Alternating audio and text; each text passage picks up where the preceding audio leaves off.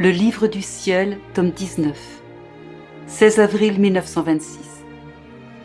Comment, pour vivre dans la divine volonté, il faut s'abandonner entièrement dans les bras du Père Céleste? Comment le rien doit abandonner sa vie dans le tout?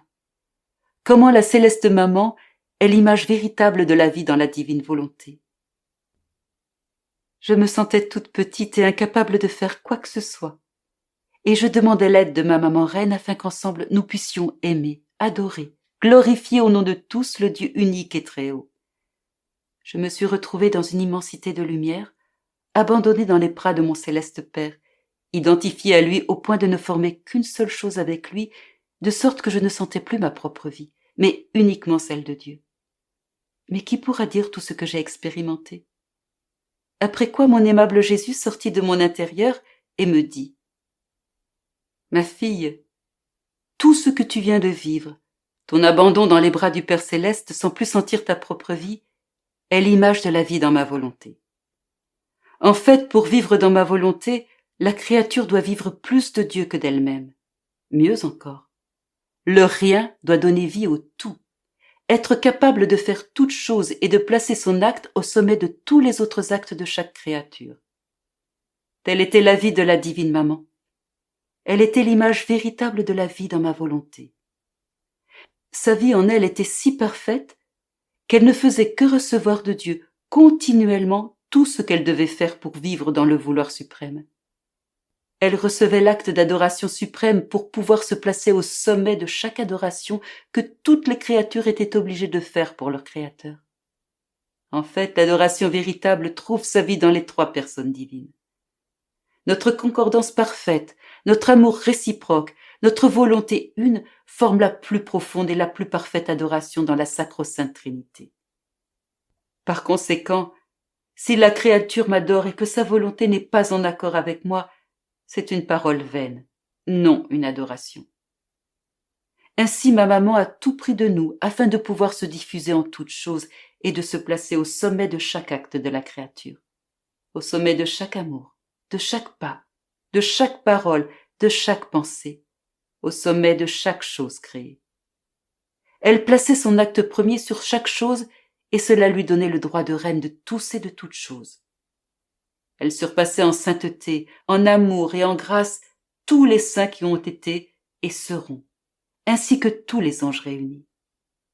Le Créateur s'est répandu sur elle en lui donnant tant d'amour qu'elle possédait suffisamment d'amour afin de l'aimer pour tous. Il lui communiqua la plus haute concorde et la volonté une des trois personnes divines, de sorte qu'elle était capable d'adorer pour tous d'une manière divine et de compenser pour tous les devoirs des créatures. Sinon, ce n'aurait pas été une vérité, mais une façon de parler que la maman céleste les surpassait tous en sainteté et en amour. Mais lorsque nous parlons, ce sont des faits et non des paroles. C'est pourquoi nous avons tout trouvé en elle. Et ayant trouvé en elle tout et toutes choses, nous lui avons tout donné, la constituant reine et mère de son Créateur lui-même. Fille de ma suprême volonté, celle qui veut tout doit enclore toutes choses et se placer au sommet des actes de tous comme acte premier. Ainsi l'âme doit être au sommet de chaque amour, adoration, gloire de chaque créature. Ma volonté est tout, c'est pourquoi la mission de la reine souveraine et la tienne peuvent être appelées une. Et tu dois suivre pas à pas la voie qu'elle a suivie elle-même avec Dieu, pour être capable de recevoir la divine attitude afin d'avoir en toi un amour qui dit amour pour tous, une adoration qui adore pour tous, une gloire qui se diffuse à travers toutes les choses créées. Tu dois être notre écho, l'écho de notre céleste maman, car elle seule a vécu parfaitement et pleinement dans le vouloir suprême, et peut par conséquent être ton guide et ton maître. Ah, si tu savais avec quel amour je t'entoure, avec quelle jalousie je veille sur toi, afin que ta vie dans ma volonté éternelle ne soit pas interrompue. Tu dois savoir que je fais plus pour toi que pour ma céleste maman, car elle n'avait pas tes besoins, ni les tendances ou les passions qui auraient pu, même légèrement, empêcher le cours de ma volonté en elle. Le Créateur pouvait avec la plus grande facilité se déverser en elle, et elle en lui. Ma volonté était toujours triomphante en elle parce qu'elle n'avait pas besoin d'incitation ou d'admonestation. Avec toi, par contre, je dois faire plus attention. Lorsque je vois qu'une petite passion, une petite tendance veut vivre en toi, et aussi lorsque ta volonté humaine voudrait avoir une action quelconque de sa propre vie dans la tienne, je dois t'admonester. La puissance de ma volonté doit continuer à rabattre en toi tout ce qui ne lui appartient pas. Et ma grâce et mon amour doivent couler dans cette lésion que la volonté humaine continuera de former, ou par des grâces anticipées, empêcher la lésion de se former dans ton âme. Cela parce que j'aime tellement l'âme en qui règne ma volonté, et en qui le fiat suprême a son champ d'action divine, unique dessein de toute la création et de la rédemption elle-même. Et elle me coûte tant que je l'aime encore plus, et qu'elle me coûte davantage que toute la création, que la rédemption elle-même. En fait, si la création était le commencement de notre œuvre envers les créatures, la rédemption en fut le moyen et le fiat en sera la fin. Et lorsque les œuvres sont accomplies, elles sont davantage aimées et acquièrent leur pleine valeur.